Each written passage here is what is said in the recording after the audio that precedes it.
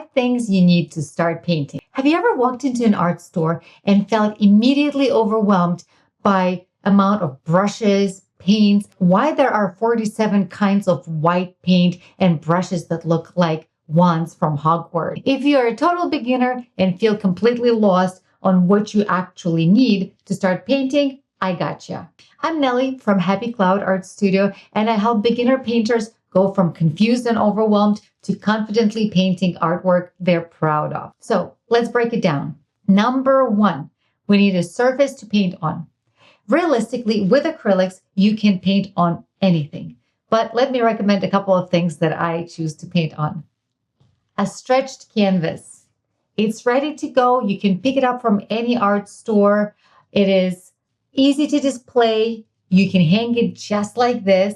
Now, they are a little thick, so if you paint a lot, they will quickly accumulate into a big pile. For that reason, I like to use something like this. This is called a canvas panel. It is significantly thinner, and it can be easily displayed with a use of a picture frame because you can't really hang it straight on the wall. Now, let me introduce you to my best friend, a mixed media pad.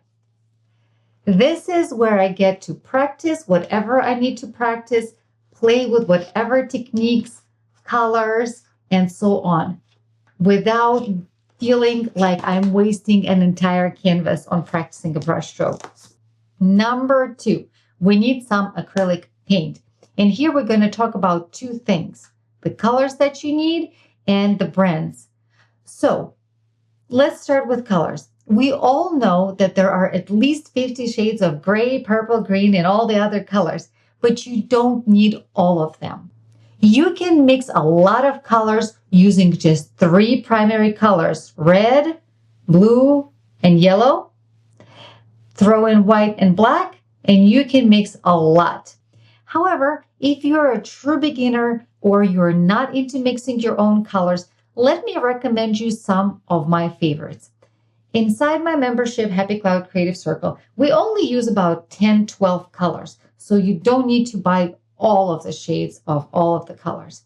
My favorites are, to add to the primary colors, are going to be a very dark green, such as Hauser dark green or forest green.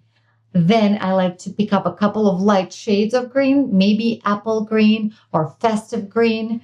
Some other paints that I can't go without are going to be something like this, teal turquoise. This one is Ocean Breeze, my absolute favorite by Craft Smart. It can be tricky to mix this color with craft paints. That's why I like to pick up this one from the store. I also always have on hand a nice dark purple color. With this, you can mix all the other shades. Maybe some magenta or some very bright fuchsia. Fuchsia? Let's talk about different levels of paint. Let me get this straight. My goal is to start you painting as soon as possible. So if Walmart is the only option you have, then go ahead and grab yourself some of these craft paints, Apple Barrel. They are about 50-60 cents for a 2-ounce bottle, and this will last you for quite a while. If you have access to other stores such as Michael's or Hobby Lobby, then let's check out some other brands. Deco Art Americana, Craft Smart by Michael's, or Crafter's Collection by Hobby Lobby. These are all about the same level. And for a 2-ounce bottle, you will pay anywhere between $1 or $2. So they're not going to break the bank, and you can get yourself a whole bunch of different colors.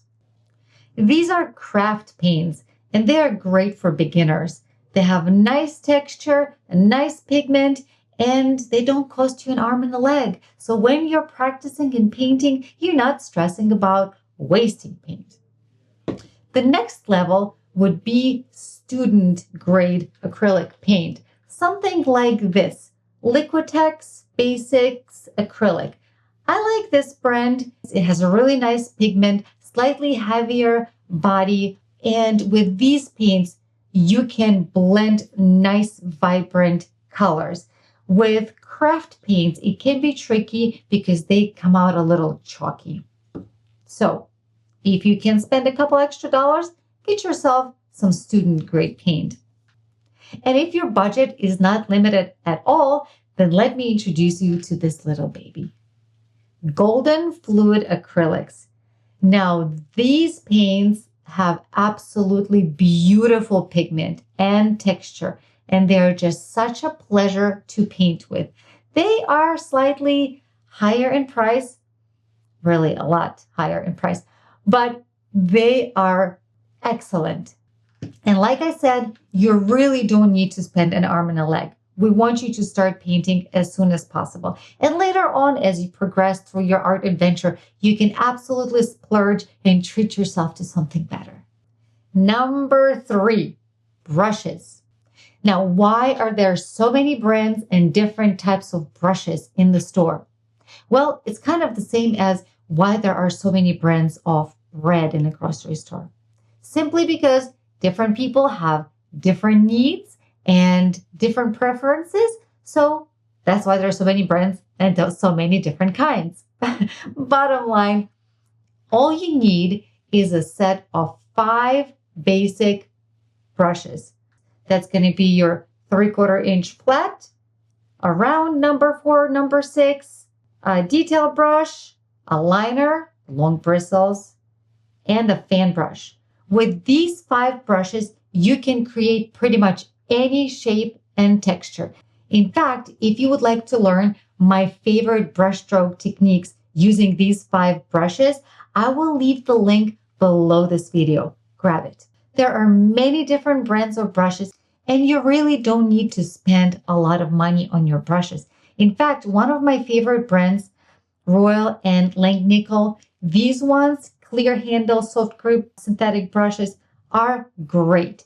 You can buy a pack of basic brushes for about $10, and they will last you for a long time, especially if you take good care of them. Wash them, don't let them sit with paint drying in them, and they will last you for a while. And then eventually, when they get out of shape, guess what? You'll replace them with new ones. Don't overthink picking your brushes. You're not marrying them. You're just painting with them. Number 4, a palette. Do you want to see my fancy palette? Ta-da! Yes, it's a disposable paper plate. I love the ease of using it and then just tossing when I'm done with it.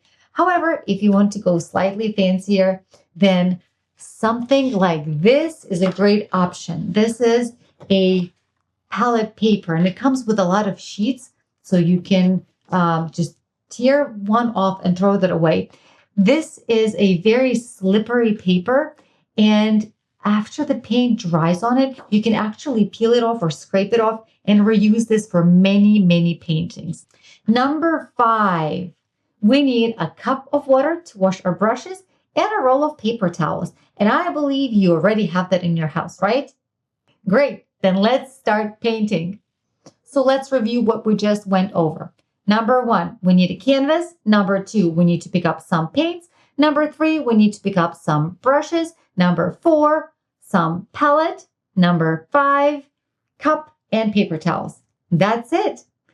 If you liked this video and found it useful, click a like below, leave me a comment, let me know what else you would like to learn about.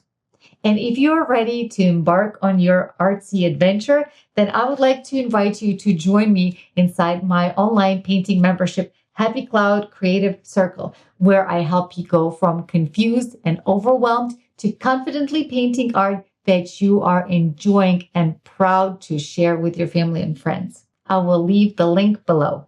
Happy painting!